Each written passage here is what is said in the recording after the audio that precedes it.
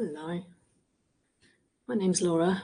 Welcome. We're just going to give everybody a moment to join since the session has just started. If you would like to say hello, that's okay. You can say hi in the chat. You can turn your camera on briefly if you like, but just to make you aware that the session will be recorded. Oh, hi everyone.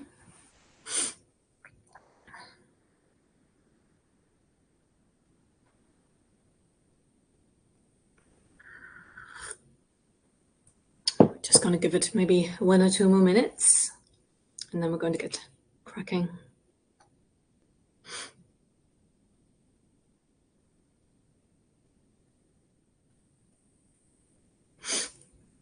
Let me just add a little note.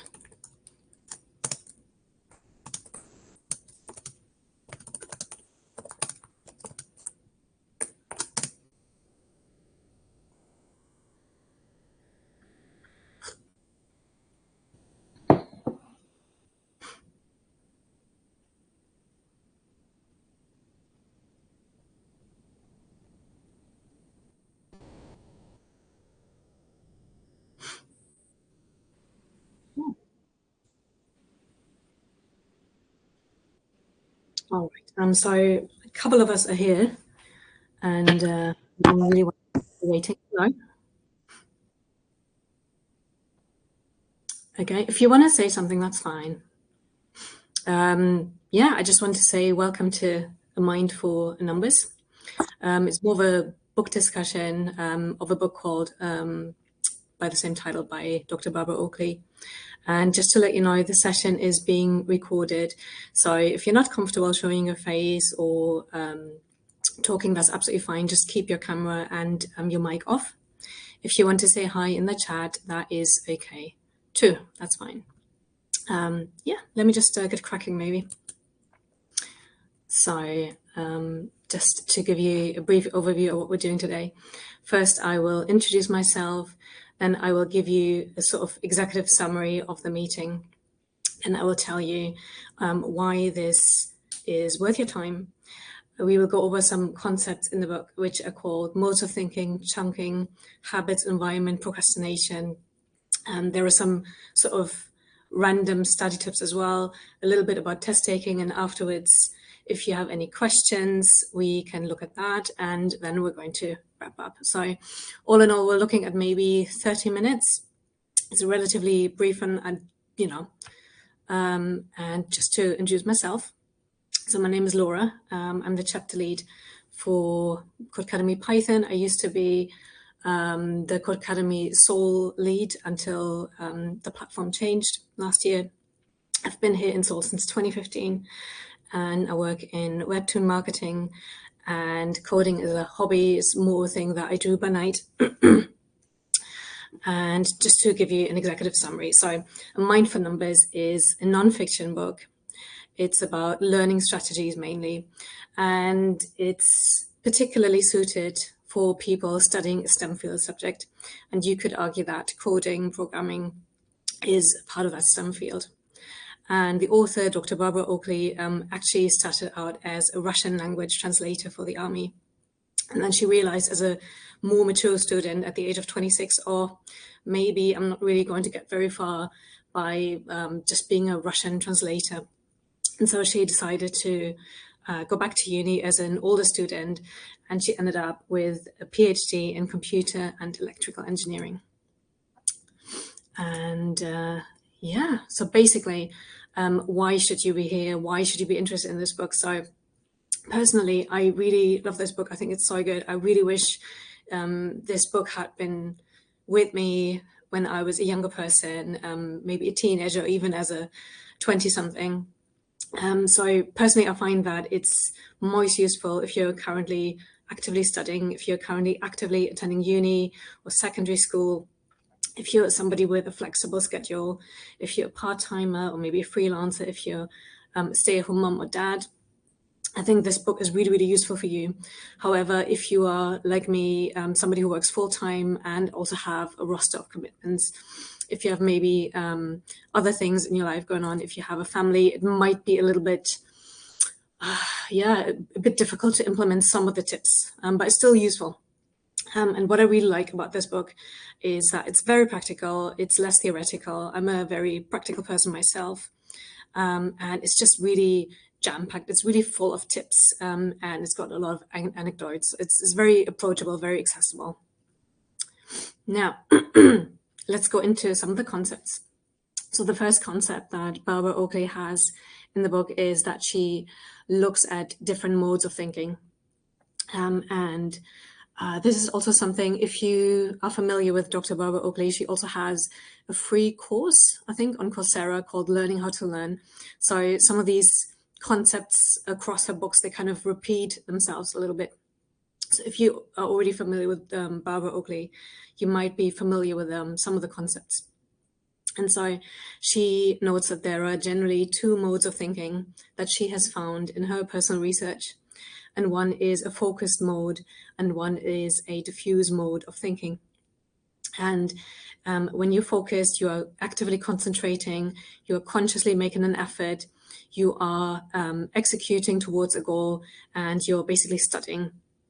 And then if you have a diffuse mode of thinking, that is when you are possibly not thinking about something, you're relaxed, what some people call shower thoughts, right? There are a lot of accounts that I can see on social media about shower thoughts.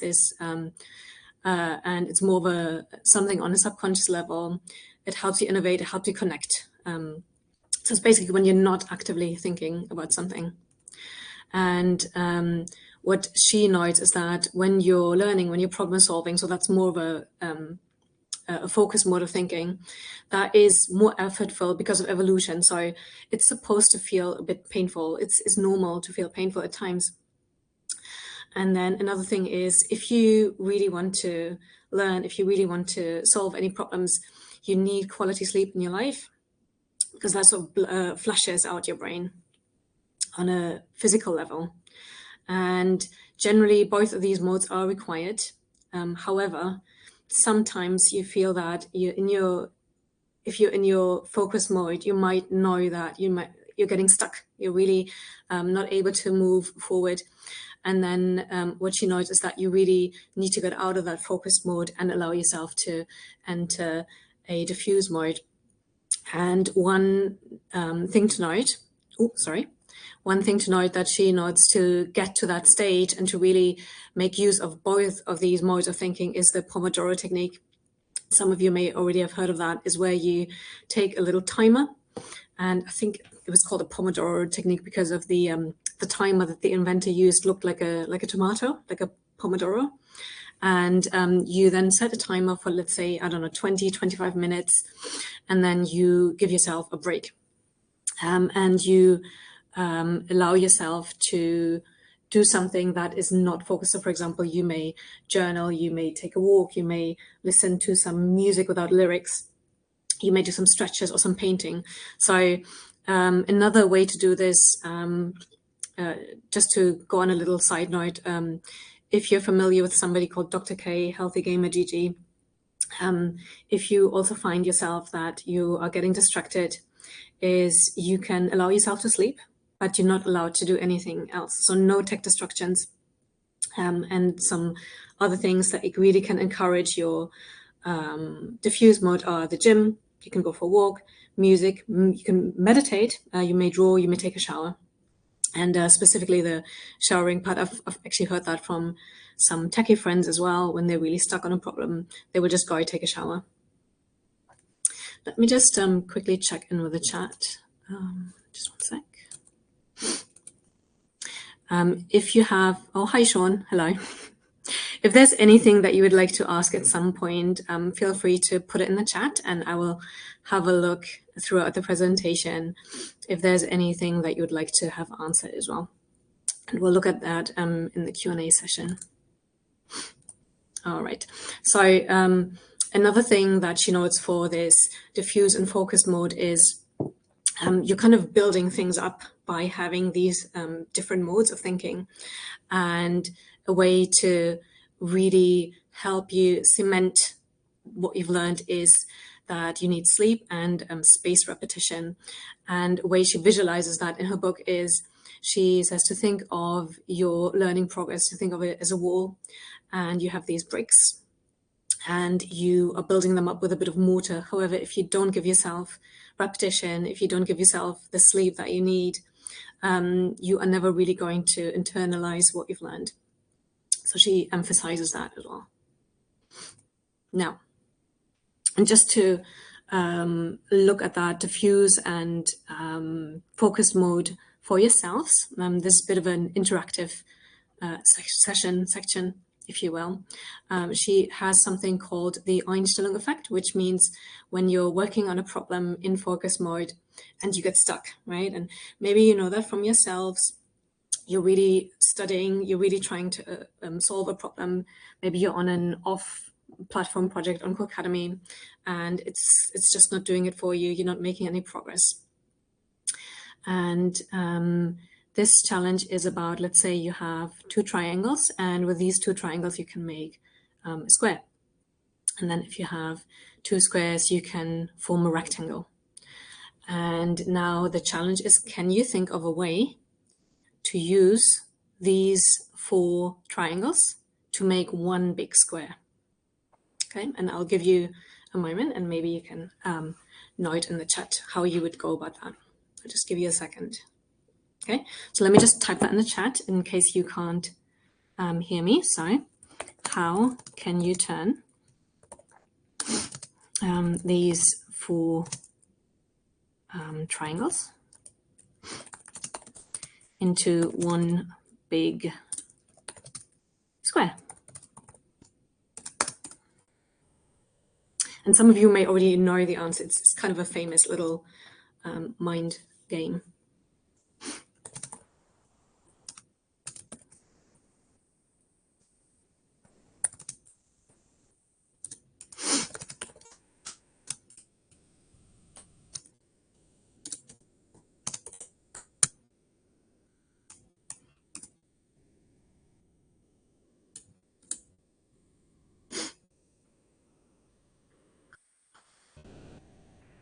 Stack the edges so you have an open middle.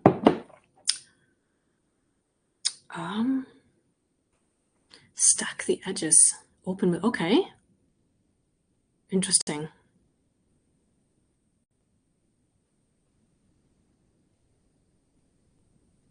Dustin, can you maybe elaborate that? I'm trying to visualize it. Some people are typing. I'll just give you a second.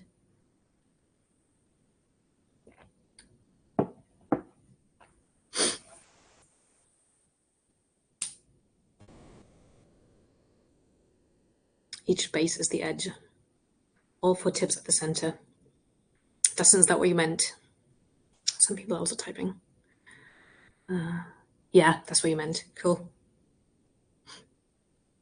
Yeah. You have to add the two triangles. Yeah, okay. Keep going.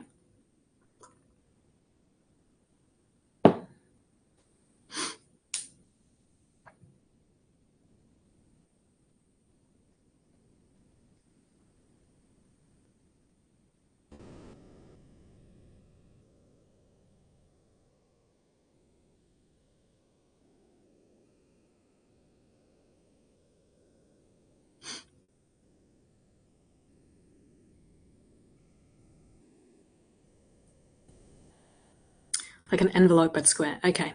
Let me just show you the solution, and then you can tell me whether that is what you were thinking of. Just one sec. Okay.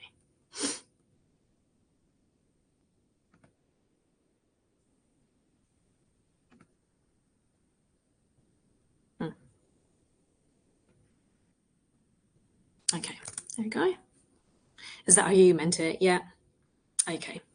Lovely. Yeah. So basically what she's trying to say is sometimes you're so stuck on doing things a certain way that you cannot really figure out how to reconnect these bits that you have in front of you.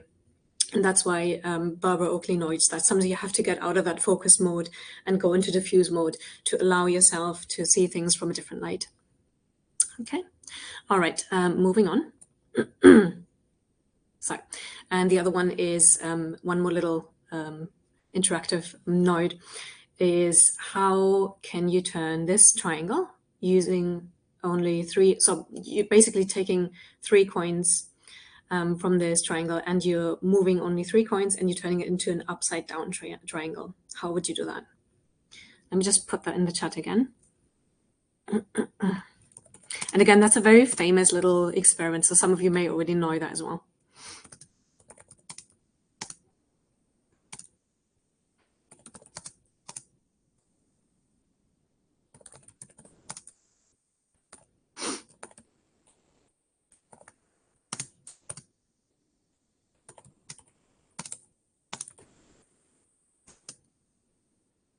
Okay.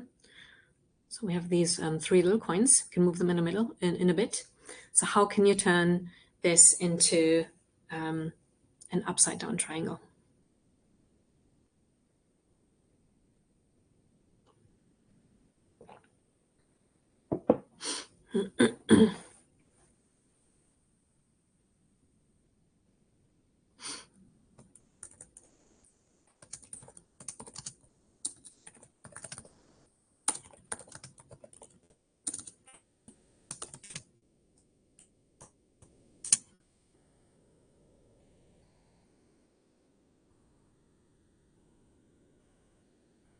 And for this, Barbara Oakley notes that some children get this immediately, and some professors that she's polled were not able, and they just gave up. So it's really not about smarts. It's more about different modes of thinking. And I will confess, I didn't get it. I had to look it up.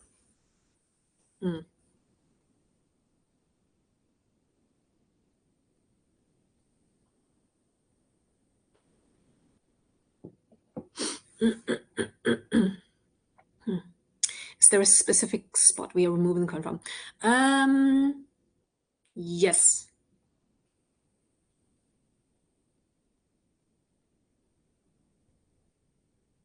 You can't just remove them from anywhere. There are definitely certain spots that you take these coins from.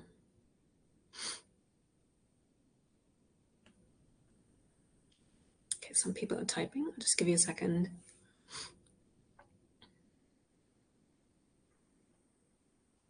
Oh, wow.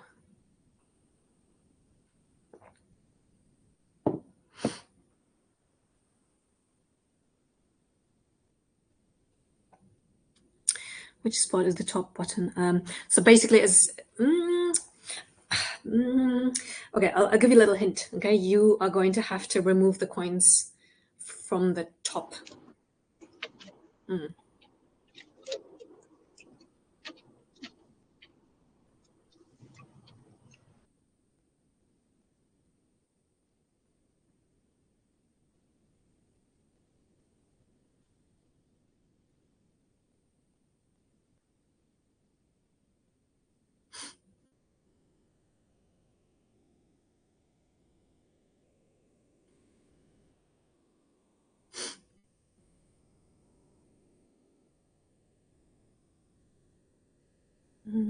Okay. Do you want me to tell you guys the answer?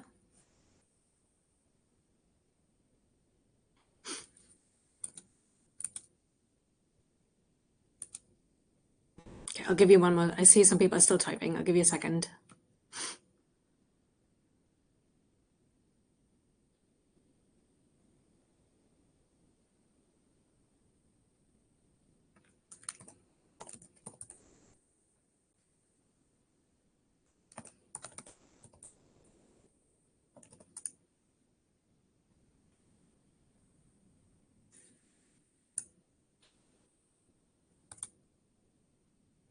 It's tough without having it in front of you. Yeah, I agree. Okay, some people are still typing, so I'll give you a second before going into it.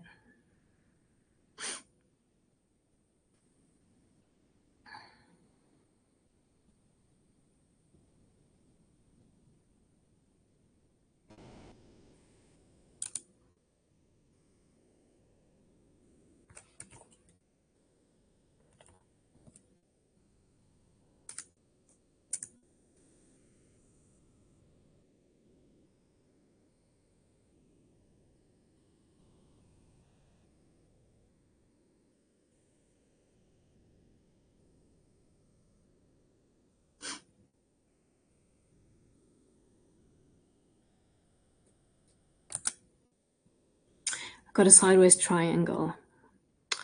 Okay. Let me just show you with the coins, and then I'll show you the official solution as well, just for reference. Just a sec. Okay.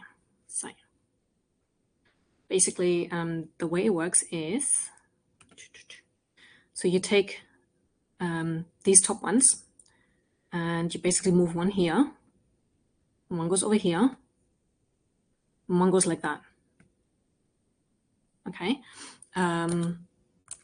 Let me just share with you the official solution as well. Just a sec.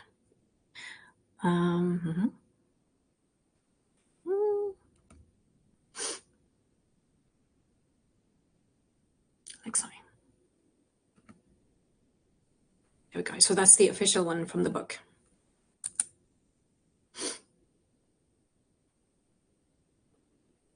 Okay, I'll just give you a second.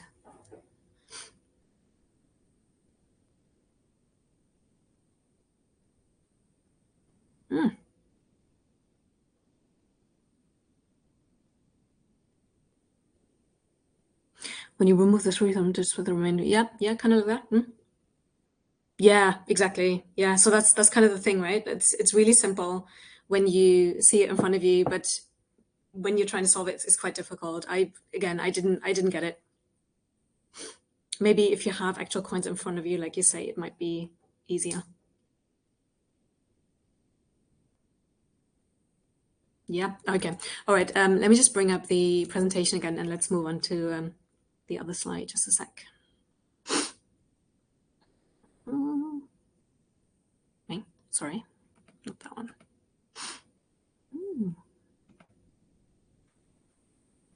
Okay, yeah. So hold on, one sec.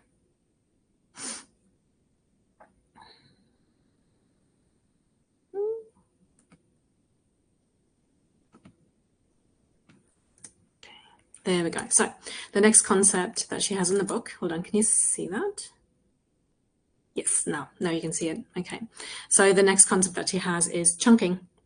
And basically what she means by chunking is that you have individual bits of information and then you put them in context and then you get it. So first you focus your attention on the information, then you try to understand it, and then you gain context. And if you are on Codecademy, if you have done a couple of courses, you may notice that in the beginning, you always have really easy bits of information.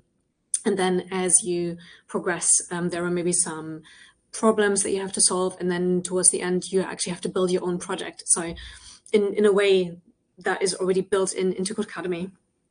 And one more thing that she notes is if you want to chunk information, you can use chunked patterns, and you can also do that to help you alternate that with diffuse mode.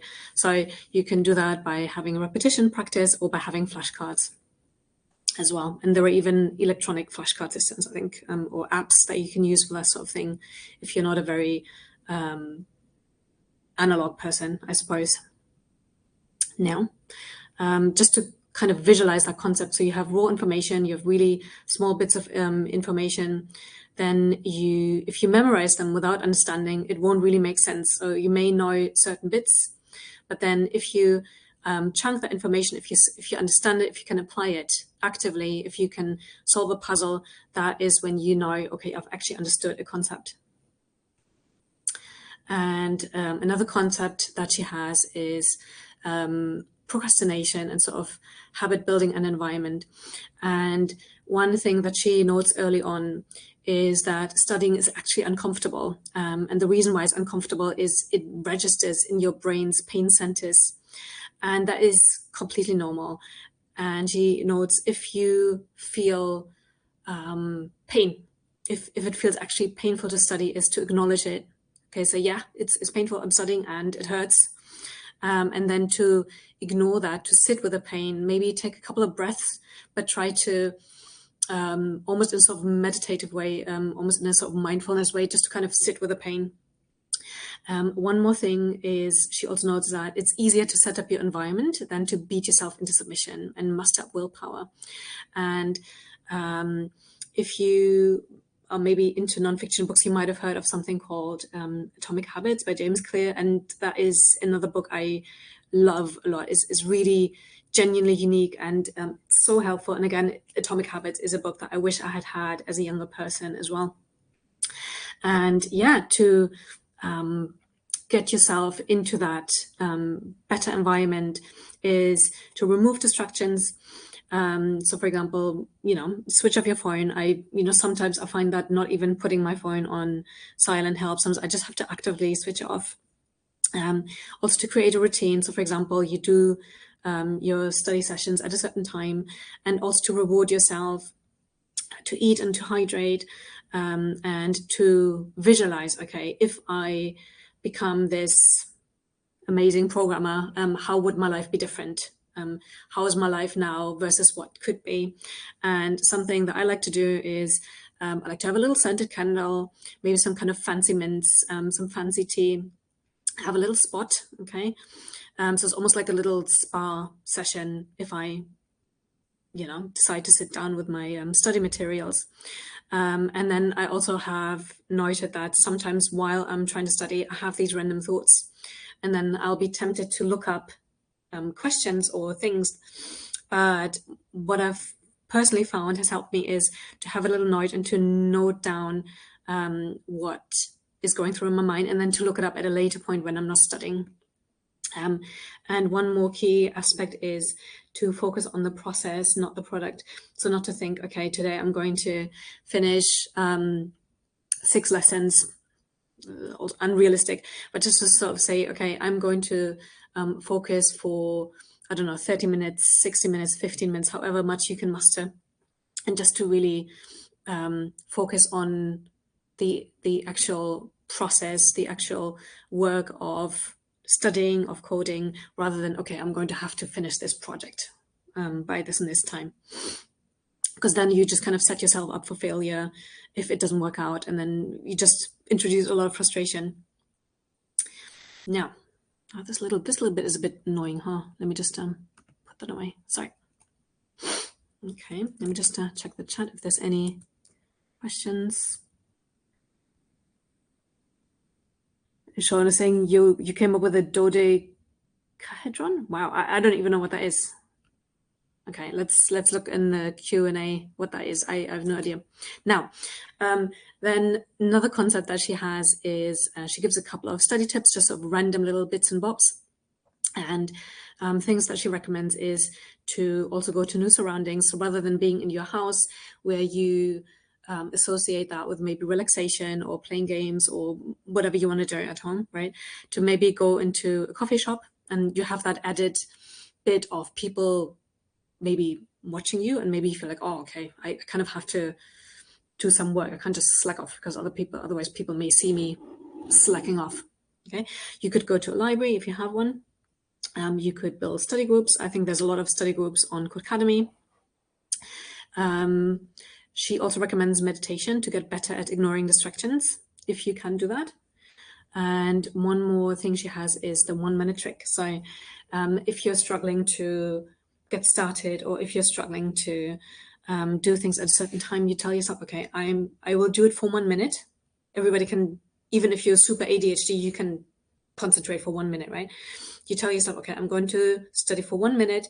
If I still hate it, if I'm really not feeling it, then I will allow myself to maybe take a break or to try it again at a later time. However, that 1-minute trick, so once you're kind of getting started, you may already have built up some steam and then you feel like you can continue. Another thing is that she maybe recommends is to have a planner or some kind of bullet journal where you write down, okay, I'm going to study at this and this time, and I'm going to study for this, for I don't know, however long you want to study, 20 minutes, 30 minutes, whatever. Then she also recommends, especially for problem solving, to go with pen on paper rather than typing. I know we're very used to just typing things out, right? To have notes on our computers, maybe a Notion or something. But she says, especially for problem solving, pen on paper might be better. It kind of has a little neurological background with your arm doing the physical motion and your brain connecting. She also says to use timers. to kind of plan out your focus mode and your diffuse mode. Then before you study, to kind of have a look at your material, to have a look at maybe some headlines, and to kind of prime your brain, and then to study. She recommends to do the most difficult tasks first, and then before bed to give it a last glance, to really have that mental mortar dry as you go to bed. That's what she recommends. Other tips she has are creative memory devices. Something she notes are memory palaces. Maybe if you can turn things into a jingle, into a little song, or maybe a little poem, just to give your brain something to stick to. Okay, and she has one little memory device for people who find it difficult to remember whether a month is a short month or a long month, as in 31 days or 30 days, or in the case of February, like 28 or 29 days. And a creative memory device she has for that is your knuckles. If you take your knuckles, the top one always sticks up, and then the bottom there's a little valley, right, if you will, a little gorge. And so, for example, January, March, May, July, August, October, December, they stick up, right? So they are the longer months that have 31 days, and then all the months that fall in between, they're shorter months. Okay, so if you can sort of create that little memory device for yourself, that's what she recommends. Okay, and the last, is it the last concept? I think it might be the last one, is test taking. So when you test yourself before a big exam, for example, or before a checkup, what you can do is you can do something called mini recall testing, where you look at a page and then you look away and you write down what you remember. Okay, and you can do that a couple of times. It doesn't have to be just once. Okay, another one is when you're actually having an exam, you can start with the hard problems first. If you struggle with the hard problems, go to the easy problems that you know you can solve. And then later, once you've solved the easy ones, once you've already collected your points, you go back to the hard ones, because in the meantime, your brain may have had, diffuse mode, and may have had some time to think about these hard problems. Another one she says is if you're actually taking tests, so let's say you're at uni and you have a big exam, to reframe panic and to tell yourself, okay, that's actually what I'm supposed to feel. That's normal. That's what other people feel as well. And to maybe even reframe it in a positive light, where you can tell yourself, okay, this test or this project has me excited to do my best. That's what I'm supposed to be doing.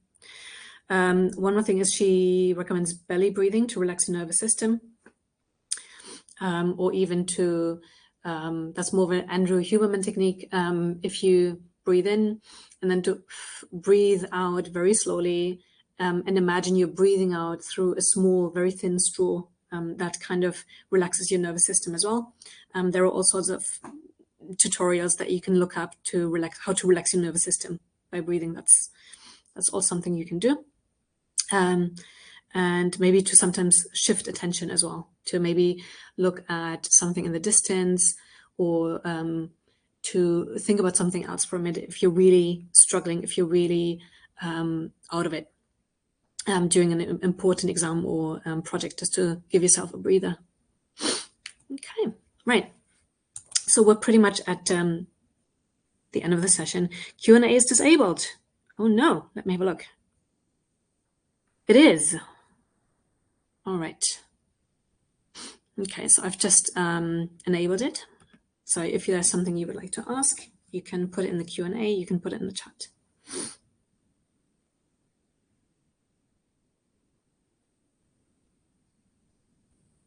Oh, and Sean was saying a dodecahedron. Let's have a look. Let's have a look what that is.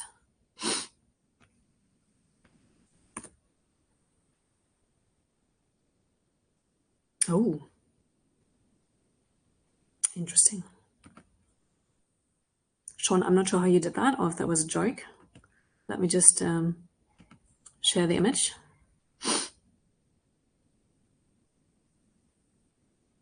Okay. Sean. Okay, there you go. There you go. So that's what Sean meant. See, I didn't know what that was, so I didn't get the joke. Okay. If there are no questions, we can also wrap up. That's fine.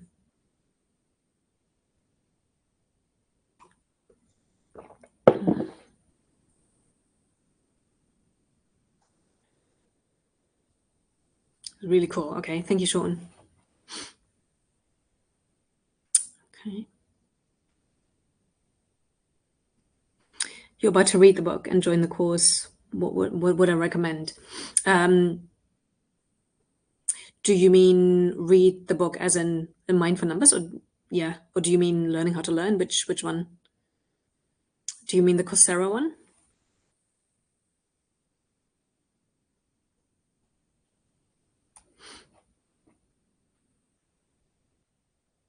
I think, to be honest, either way would work.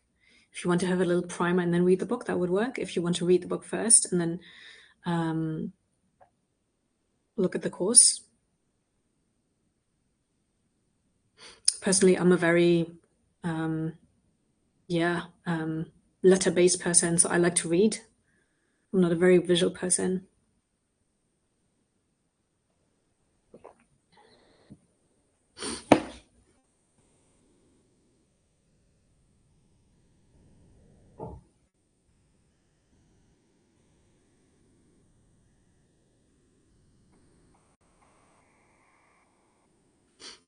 Let's check. Definitely going to look in the book.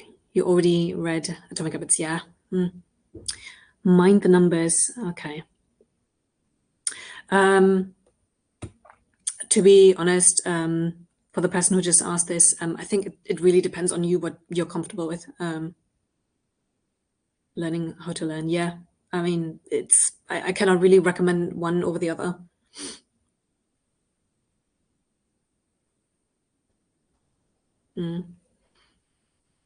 James Clear, yeah. Again, really revolutionary. And I mean, I know he's famous, but I do think James Clear also deserves all his fame, to be honest. It's just so groundbreaking.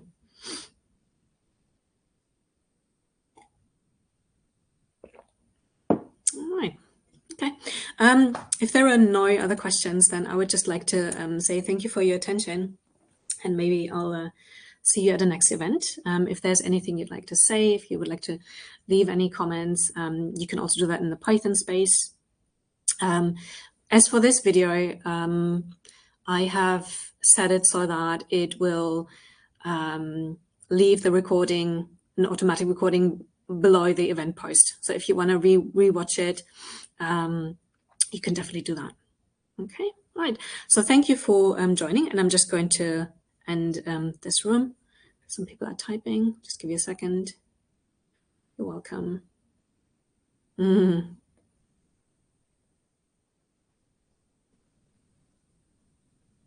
right. Okay. Then I wish you a lovely rest of the week, lovely weekend. Okay. Take care. Bye bye.